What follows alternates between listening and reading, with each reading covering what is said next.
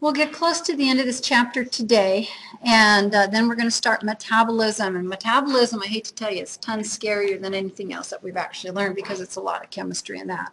So this stuff is easy. So take the concepts and start with the concepts and work in the details, and then be able to go back and forth with that, because then when we get into the chemistry chapters, you're going to be spending a lot more brain power time doing that. We started with the liver when we ended last time. And remember, it's the largest internal organ. We have 4 lobes to our liver. Guess which lobe is the largest and what its name is? It's the right lobe of the liver. So the right lobe of the liver is on the right side of your body. We do have a left lobe, which is the next size, and then we have 2 others, caudate and quadrate. You don't have to know that, but the right lobe is huge, and the left lobe is the next largest, and obviously on the left side of the body. We have the falciform ligament that's going to be very obvious between the right and left lobe of the liver, suspends the liver from the diaphragm as well as the ventral body wall. Remember, in the base of that's the round ligament or ligamentum teres. And so all of these things are things to actually be able to identify even when you're doing your CAT eval for the digestive system. We would not expect you to name all of the lobes of the liver, however, because there's way more lobes to the cat's liver than ours. The lobule is a structural and functional unit of the liver. And it looks like a cylinder, and that's what we actually have, pictures of right down here. Oh, that looks awful. So much for the eraser. Okay, move the page back up. And lobules down here, so you can see them. And they've done a cutaway so that you can see some of the structural components of that. And here is the cutaway over here off to the side. In the middle of the lobule is the central vein. And that is going to receive blood that we're going to give to the liver via these areas called triads. And in the triad, we have a hepatic arteriole, we have a hepatic portal venule, and we also have a biliary duct. What's important for you to realize that the blood is coming from GI tract and going into the hepatic portal venule. It's going to the hepatic portal vein and then into the hepatic portal venules. And so that flow down this little sinusoid is going towards the central vein. We also have, so that's hepatic portal, which is always venous. And then remember, we have that splanchnic, which is always arterial. And so that is going also into hepatic arteriole. And take a look at the direction of the blood too. It's going towards the central vein. And as a matter of fact, they coalesce. Do you see how they come together? And both arterial and venous blood are going to mix, and both of them are going to go into the central vein. What's important for you to realize is that your liver tolerates lower oxygen tensions than other body organs, because your liver mixes venous and arterial blood and still is able to obtain the oxygen it needs from that mixture of blood. Also, your liver cells are obtaining nutrients for themselves because this blood is coming from the digestive tract, which is bringing macromolecules and micromolecules and monomers and building blocks to the liver for processing, as well as for utilization for its own nutrient needs. So oxygen pour from the hepatic portal venous system, nutrient-rich, toxin-rich blood, is being mixed with oxygen-rich blood. And so the liver is able to feed adequately via what the triads are actually allowing it to get. The interesting thing is that little bile duct that's also part of the triad, that is actually going in a countercurrent direction.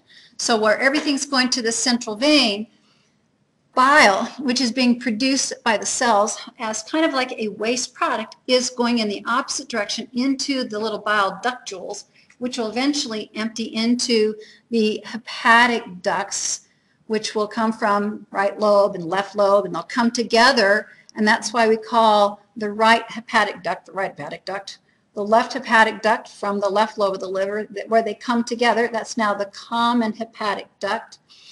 And as we get down, we're going to take a look, and you guys have already done a lot of this dissection. The gallbladder's duct is called the cystic duct. And so the cystic duct will come in and tee into the common hepatic ducts, and then after that, as it's going into the small intestine or the duodenum, that's called the common bile duct. So this tree, the biliary tree is what we call it, has a definite branching pattern, and it's important that you know that because that's also what you're going to be expected to demonstrate during your GI eval for that. So remember, the bile duct is bile transport, and this is away. Hepatic portal venule is toward central vein, and the arteriole is also toward central vein, the flow of the blood. So it is a mixture of arterial and venous blood that the central vein receives. Again, hepatic portal system, specialized blood flow to the liver, takes O2 poor, nutrient plus toxin rich blood to liver for processing. This processing will help to detoxify toxins and repackage the nutrients so that they can be transported in the bloodstream in a much more effective pattern or fashion. And so this is all done, the processing, all done before this blood is delivered to the IVC, inferior vena cava, via hepatic veins, which are all on the back side of the liver. We have a little break here in the notes. It's called intestinal veins. They empty into the short hepatic portal veins. So the hepatic portal vein is short. It's colored, hepatic system in your cat is yellow if the injection was done properly. But it is a very short vein diving into the liver, and it is receiving blood from the gastrointestinal tract, and right here it says from small and large intestine. This one over here is large intestine, and this guy over here is the small intestine. And this is, they have names. One's called superior and the other's called inferior. You guys know what they are in your cats yet? They're mesenteric. So this is small intestine, large intestine, for the most part. And so this is our inferior mesenteric, and the other one is our superior mesenteric. So those are actually taking that hepatic portal. It's eventually going to be blood that's going to go into the hepatic portal vein and into the liver, but it's coming from the small intestine as well as the large intestine. The picture here of the histology shows you when you take a look at the liver tissue, this is the general pattern that you'll see. And so what you're going to be looking for are those central veins. You have to find the central vein in order to actually see the lobule and then to be able to successfully identify a triad. Because over up here we actually have a triad. But those triads are at the perimeter, and they will always have a big venule, and then a nice muscular arteriole, and then a biliary duct, which is going to have cuboidal cells as part of it. And so that's why it's easy to identify the biliary duct. It's the easiest because of the nice cuboidal cell pattern, but you've got to be able to recognize that you're in the liver in order to actually realize that you're looking at a triad. Let's take a look at the composition of bile. And bile is indeed yellow-green, and it is an alkaline solution. And it contains bile salts and bilirubin. There's more to it than that, but those are the two main things that I want you to recognize. Bile salts are made from cholesterol, and their function is to emulsify fats.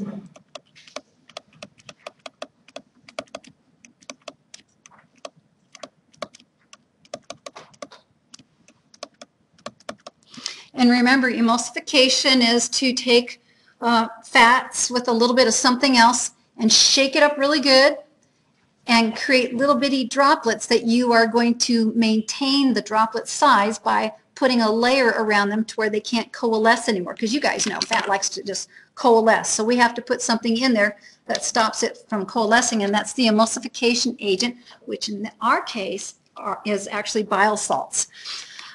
This helps us increase surface area. When you have a big lake of fat and you put it into millions of tiny little globules, we have definitely increased the surface area, and this is better for digestion. Helps with enzymatic digestion.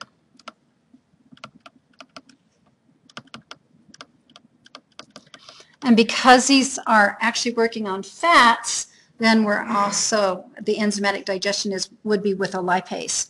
What's interesting about our bile salts as they go through the gastrointestinal tract, almost all of them are recycled.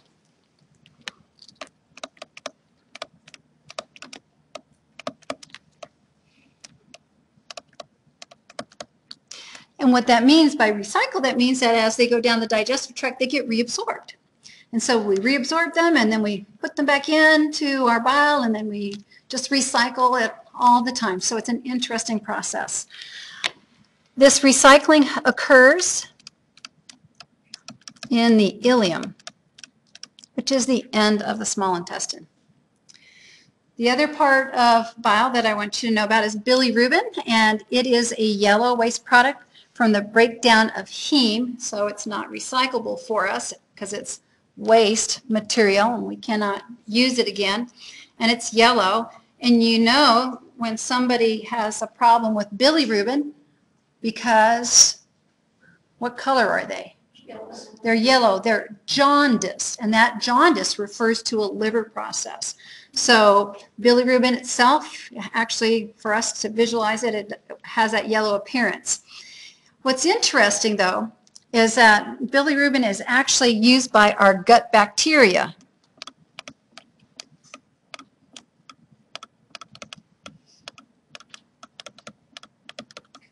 And the breakdown product of the gut bacterial usage is what causes our stool to be brown.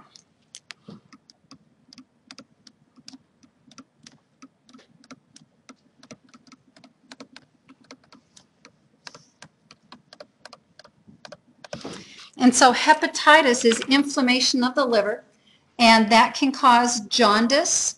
And what's really interesting, if hepatitis is inflammation of the liver causing a person to be jaundiced, what do you think happens to the color of that person's stool?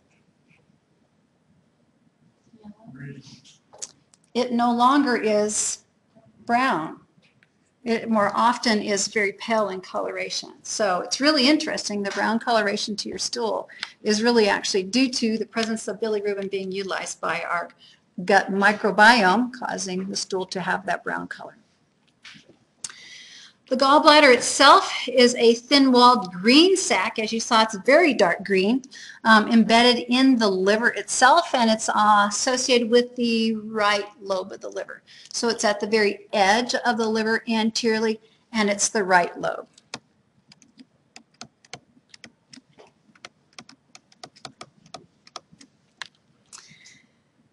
What's important about the gallbladder, it is a storage reservoir.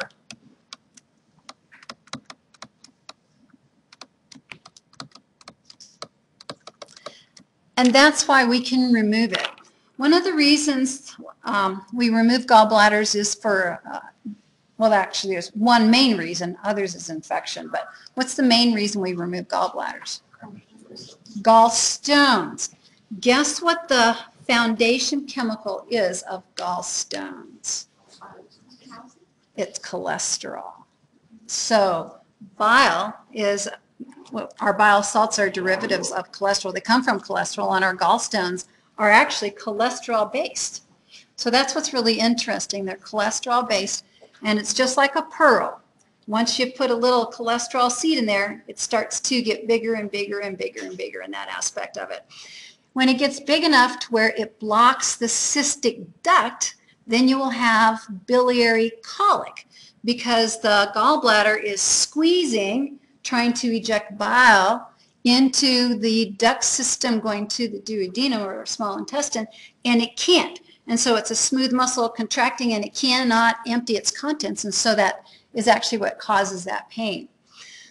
So what is nice about this, we can remove the gallbladder, and we cut it at its, where would be the smartest place to cut the duct if you're going to remove the gallbladder?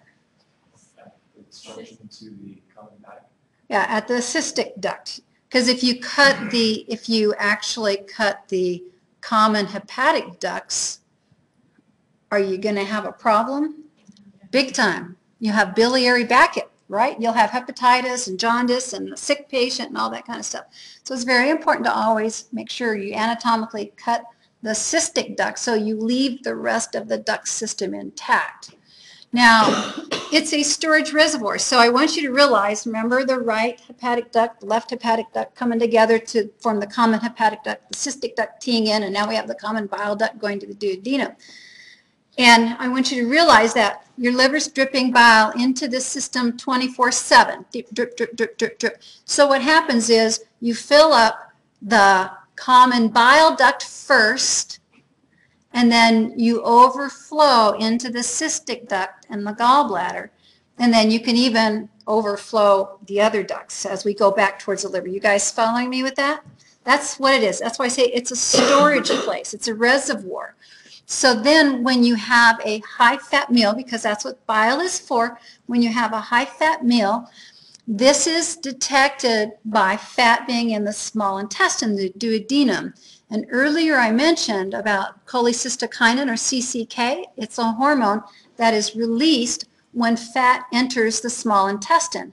Well, CCK, it's called cholecystokinin because it causes the gallbladder to contract. So you have a high-fat meal entering into the small intestine. You need your emulsifying agent. Cholecystokinin is released. Your gallbladder contracts, and you get a bolus of bile in with a bolus of fat. You follow that process? Now, what about people who do have their gallbladders removed?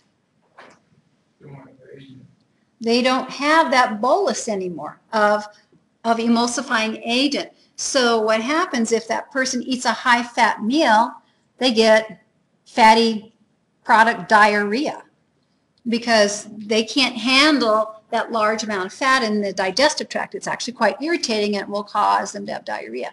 And so they learn to eat less fat because they still have, remember, we have drip, drip, drip into the duct system. We have our common bile duct still filling up, correct? And it will fill up the right hepatic duct and the left hepatic duct after it goes to the common hepatic. And so it will fill those up. And one of the things that happens is over time, when you, just like any balloon, like structure, if you blow it up a little and a little more and a little more, it gets bigger and bigger and bigger and bigger. And so the duct system that's left behind over time can actually expand.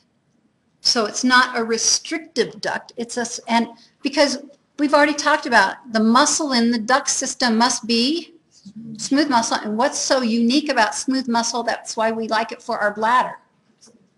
It's a distensible muscle, and so that's another reason why you actually can do this. So that's why you can safely remove somebody's gallbladder, and they'll have to make dietary changes in the beginning, but then they can start fudging a little bit, right?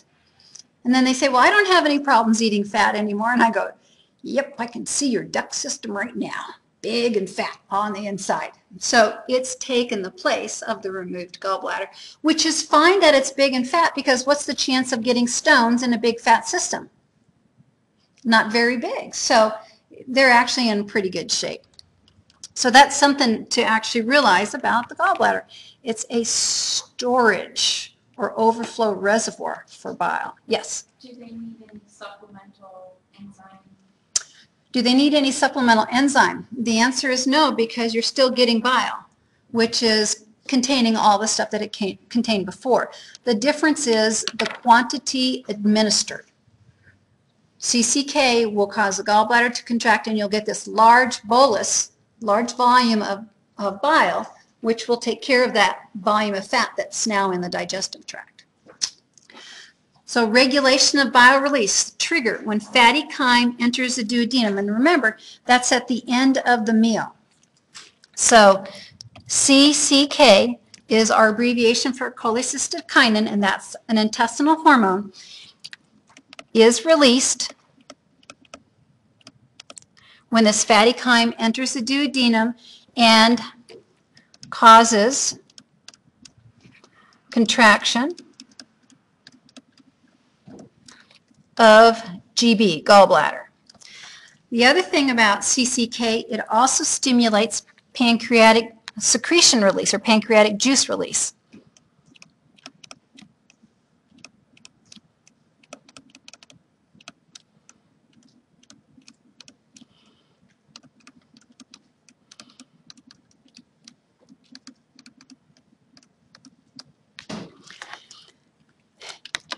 On our cartoon up above, there's the common bile duct. Notice it's behind the duodenum, and it's going into the pancreatic tissue. Also behind it comes to this area called the hepatopancreatic ampulla, where the pancreatic duct also comes in and joins with the common bile duct. So we actually will deliver pancreatic juices as well as bile whenever we have CCK stimulation for that. The nice picture here of the cadaveric anatomy has had the stomach removed. So in this picture there is no stomach. So that's to remind us that the pancreas is behind our stomach. So there's the pancreas. Remember, the stomach is C-shaped, and it's a C-shaped like this with the back of the C towards my left side. What's interesting about the duodenum, it's also, if you notice, C-shaped in the opposite direction. And then the head of the pancreas is about right here in my abdomen. It runs across my body, and the tail of the pancreas likes to kiss and play with the spleen. So that's its location. So this guy over here is the spleen up in that area.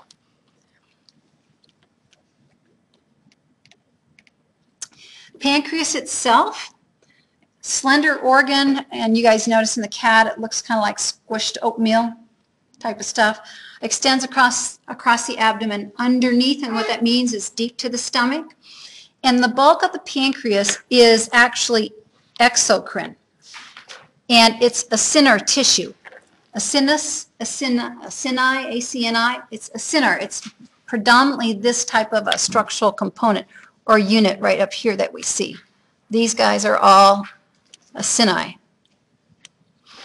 And so the cells in here have distinct nuclei, and we actually refer to these guys as being cuboid, although they kind of look a little bit more pyramidal to most of us. But that is where pancreatic enzymes come from, where we have the exocrine feature. But we've learned about the pancreas previously when we were doing the endocrine chapter, because the pancreas is a dual organ, endocrine and exocrine.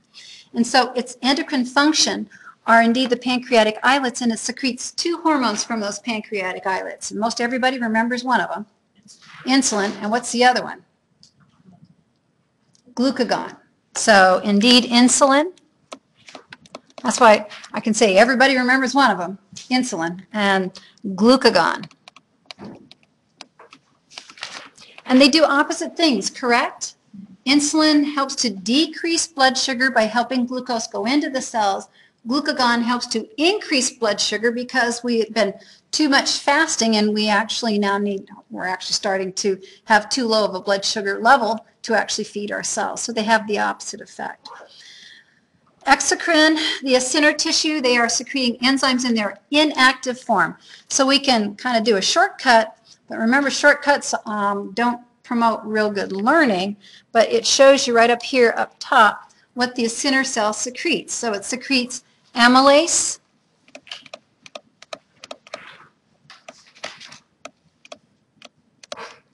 which is the same thing as a carbohydrate, correct? Because that's what amylase works on. And it secretes lipase and proteases and nucleases. And so those are all digestive enzymes that are going to work on carbohydrates, lipids, proteins, and nucleic acids. One of the things I do want to remind you about the pancreas is that it is definitely mostly retroperitoneal. The duodenum is retroperitoneal, and so is the pancreas. So I'll add that to the notes up here.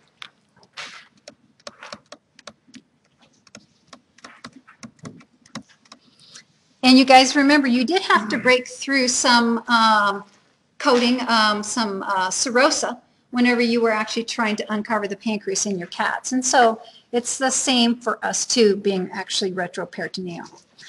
Don't forget CCK, cholecystokinin, also stimulates pancreatic juice release.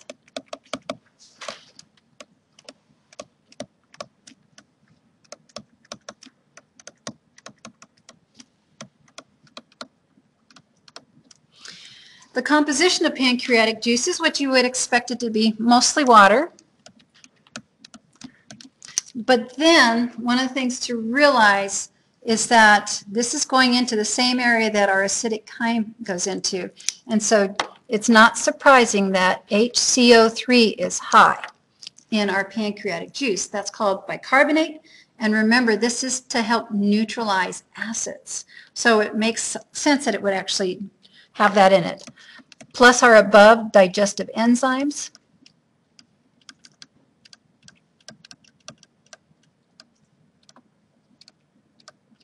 Are all going to be as part of the composition. And so the pH is alkaline. It's about 8. And this is going to help neutralize our acidic chyme.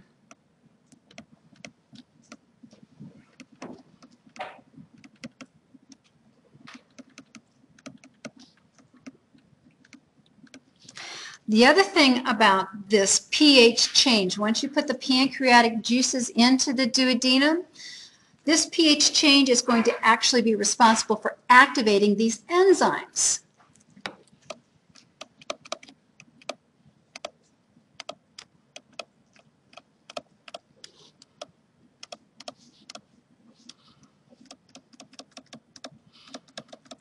So the activity of these enzymes are just like the activity of pepsin in the stomach.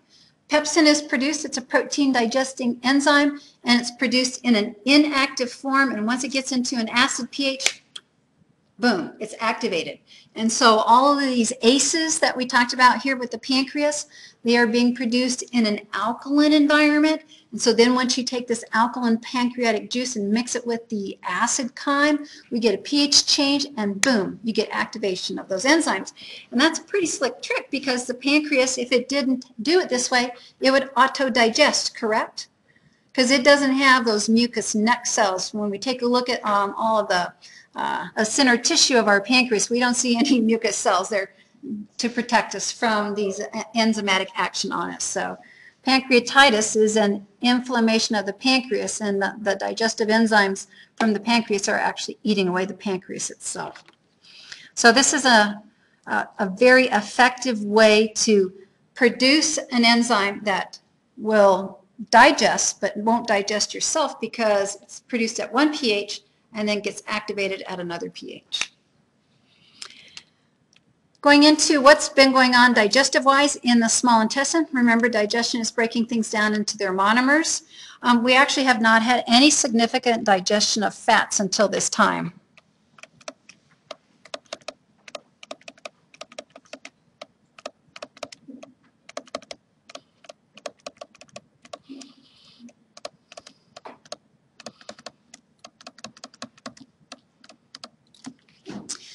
And so we have bile, we have our pancreatic enzymes, in the small intestine, and now we're going to do that process called segmentation, where we're going to clamp down on one end, clamp down on the other end, and pretend we're like somebody without any teeth, and we're going to mush things down in between, and that will help mechanically break things down into smaller pieces. And so segmentation thoroughly mixes chyme, bile, and enzymes until completely digested, which means broken down into their monomers, and then after they're digested, then they are actually absorbed. Peristalsis will occur after almost all the nutrients have been absorbed.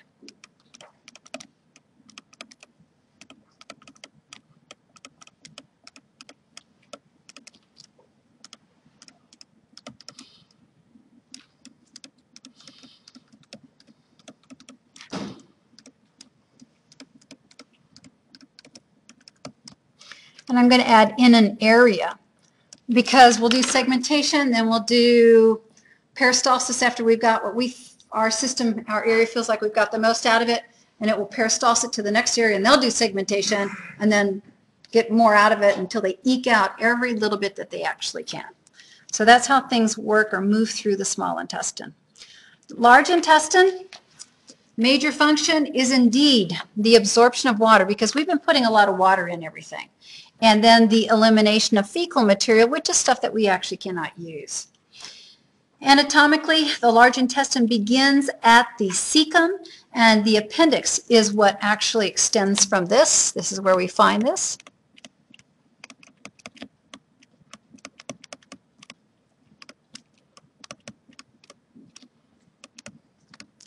So think about your cats, where the cecum is on your cats. What side of the abdominal cavity is that? Is that on the right side or is that on the left side? Sorry.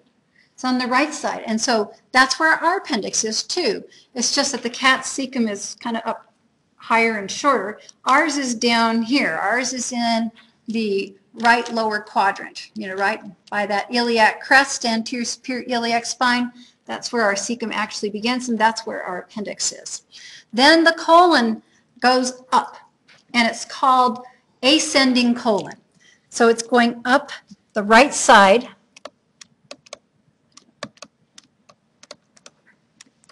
to the hepatic flexure.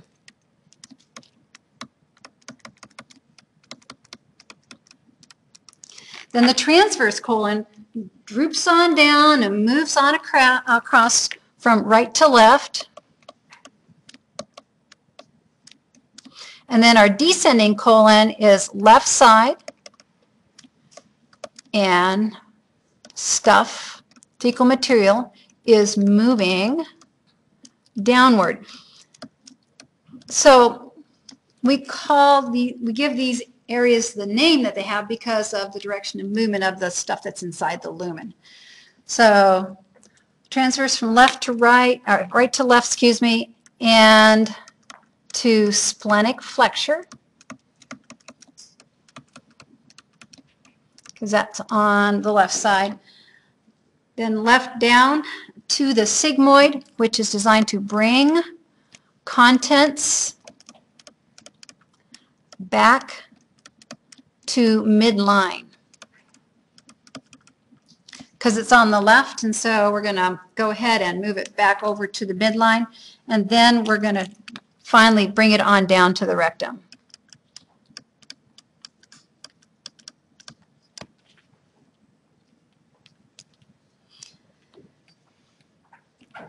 And the space was here just to do a simple diagram. We're going to just do the ileum terminating into the cecum, up, across, down to midline, and then to the rectum.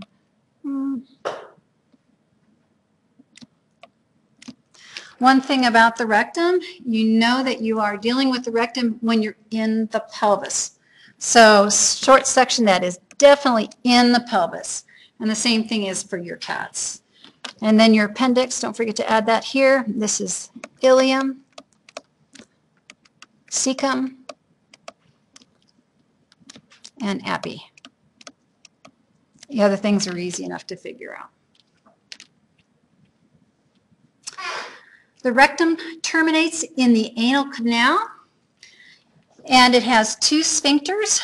It has an internal sphincter, which is smooth muscle, and an external sphincter, which is skeletal muscle. And so I'll just kind of do colors here. That's the internal, and I'll go back to black for the external. And it's very important that they're in that sort of arrangement. Internal, smooth, and external skeletal muscle. So it is the one surrounds.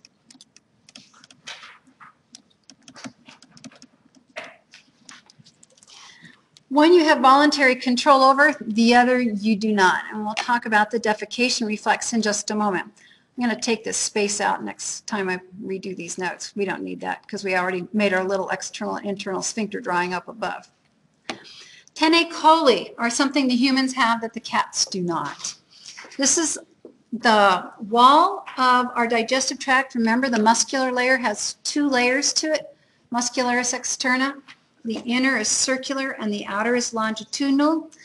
Well, in the area of the large intestine with us, we have the longitudinal muscle layer is no longer continuous around the wall of the colon.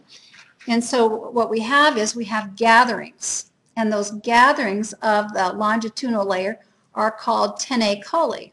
So what that means is you have areas of the large intestinal wall that do not have a longitudinal layer associated with them. You guys following me on that? So let's go ahead and draw what we're used to. We're used to with the small intestine, here's our lumen, and we have a row that's circular, adjacent to the lumen, and then we have our longitudinal. This is like a cross section. With our large intestine, I'll make it larger lumen because that's one of the reasons why it's called large intestine. We still have our circular layer going all the way around. But now we have our longitudinal muscle layer all collected or gathered together. It's a gathering process. And so those are the tennae coli. And so cats don't have this. And because cats don't have this, they don't have the feature of the large intestine that we have. The tennae coli cause the wall to gather in the three areas with ballooning out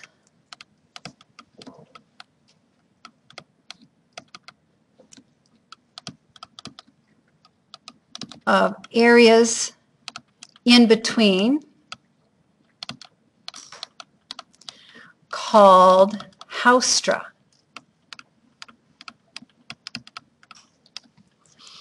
And so what we have here, if I was to try and give it a little bit of a view, I'd actually make these guys protrude out. And so those areas are called haustra. So that's a different way that our large intestine is compared to the cat's. And this is really interesting because whenever you have you guys heard of the term diverticuli? So those of you that have heard of it, what, in your mind, what is a diverticula? It's like a pocket, right? It's a protrusion. Oh. It's a protrusion. And so a diverticuli, or diverticulus, which is singular, and diverticuli, which is plural, of the intestinal tract is a protrusion. And so what happens with a diverticulus is that all of this will protrude.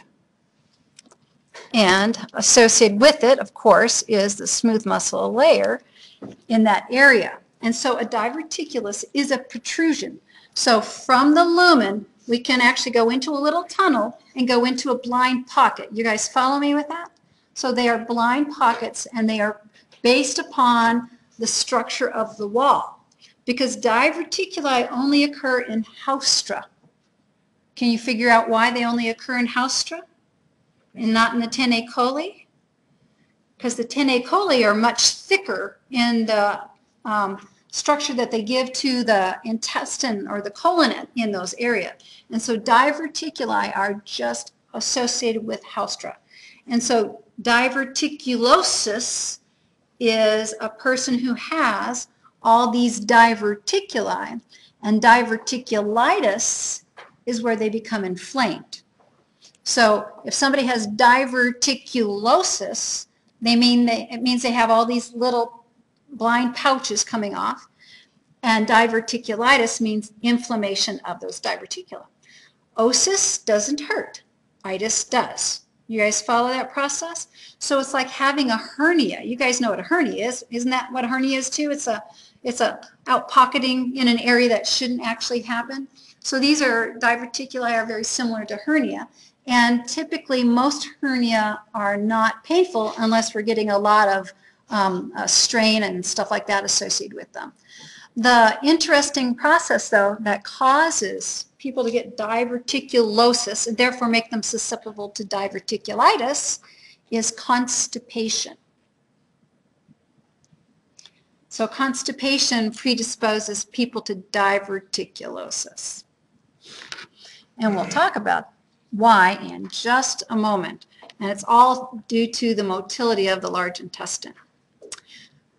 Yes? So the Haustra is an extension of the smooth muscle.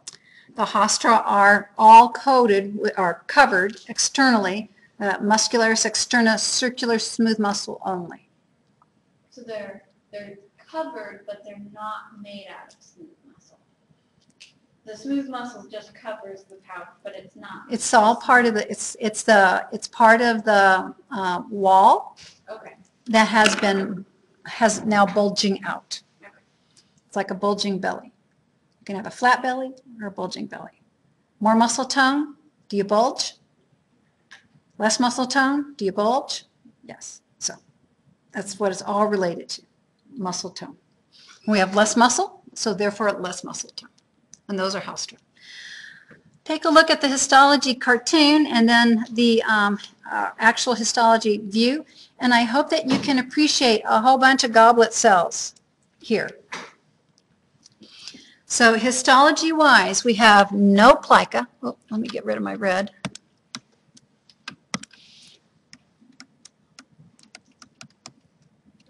Remember, plicae are folds. It's Latin for folds. No villi and no microvilli.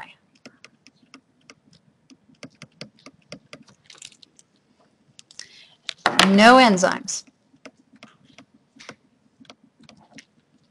Just simple columnar with lots of goblets.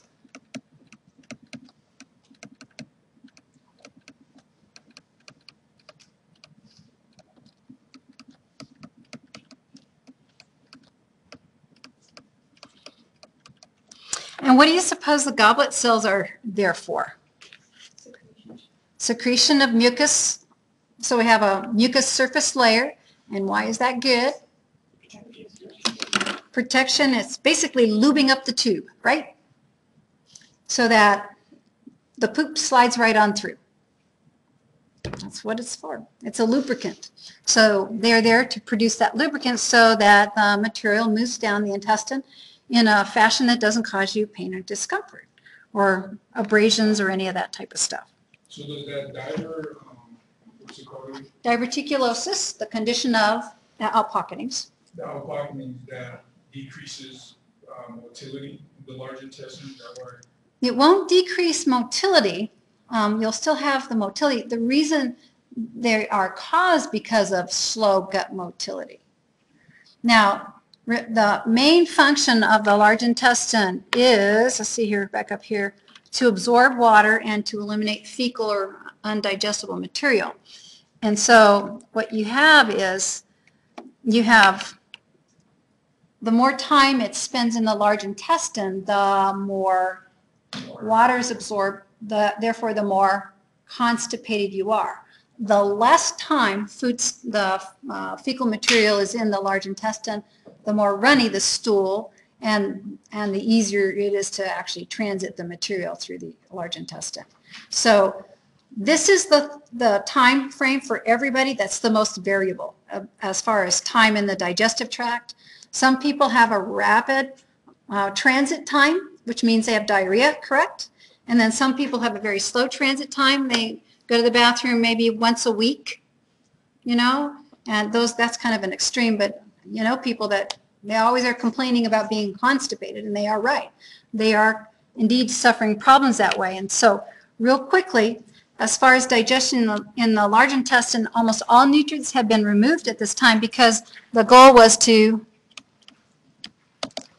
absorb water, and we will also absorb ions that are actually still going to be in the water. And we are going to actually absorb some vitamins.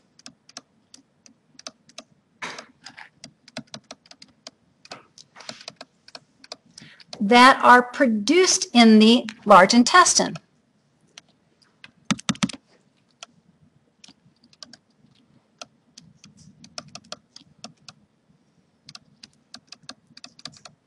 By our gut bacteria.